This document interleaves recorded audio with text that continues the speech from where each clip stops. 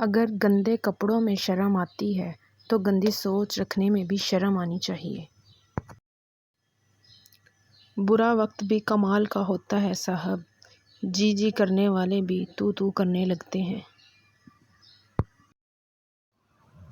جب برداشت ختم ہو جاتی ہے نا، پھر تکلیف غصہ بن کے باہر آ جاتی ہے، اور پھر لوگ پتہ ہے کیا کہتے ہیں کہ بدتمیز ہو گئے ہو تم۔ ٹینشن، بے چینی اور ڈپریشن تب ہوتے ہیں جب ہم دوسروں کو خوش کرنے میں اپنی زندگی گزار رہے ہوتے ہیں۔ شاید یہ ظرف ہے جو خاموش ہوں اب تک، ورنہ تو تیرے عیب بھی معلوم ہے سارے۔ ہر جرم میری ذات سے منسوب ہے، کیا میرے سوا شہر میں معصوم ہیں سارے؟ کیا دلکش کیا بدصورت، ہر چہرے پہ نقاب ہے، ہر شخص باحجاب ہے۔